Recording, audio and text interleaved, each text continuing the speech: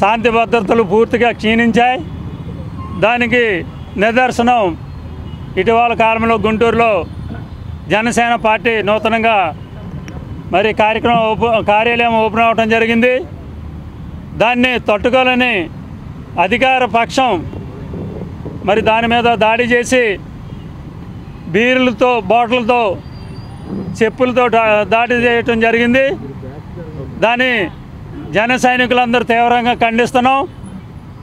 మరి చంద్రబాబు గారి నాయకత్వంలో ఆంధ్ర రాష్ట్రంలో అన్ని వర్గాల మీద దాడులు జరుగుతున్నాయి.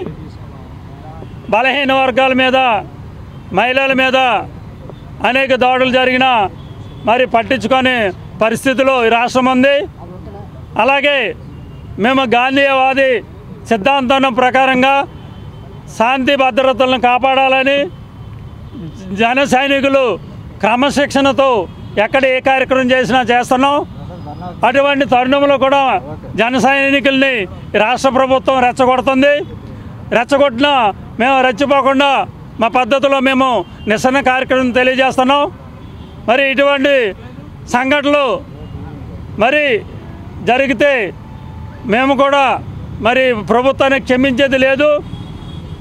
విశాఖపట్నం వరకు చూసుకున్నట్లయితే వార్డులో జెండాలు పాతున్నప్పుడు కూడా మున్సిపల్ అధికారులు వచ్చి మా జెండాలను పీకడం జరుగుతుంది. ఇటువంటి పిరిగిపందు చర్యల్ని ప్రభుత్వం ఇప్పుడైనా ఫుల్ స్టాప్ పెట్టాలి. లేని పక్షంలో మా యొక్క జనసైన్య పార్టీ యొక్క సిద్ధాంతాన్ని ప్రజల్లో తీసుకెళ్ళి మీకు పుట్టగతులు లేకుండా మేము చేస్తామని తెలియజేస్తున్నాం.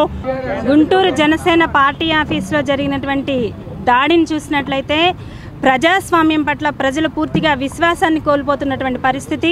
మరి ఏదైతే ప్రతి రాజకీయ క్షేత్రంలో మరి ప్రతి ఒక్కళ్ళు వాళ్ళ విధి విధానాలతో, వాళ్ళ మేనిఫెస్టోలతో ప్రజల మధ్యకి వెళ్ళటం జరుగుతుంది.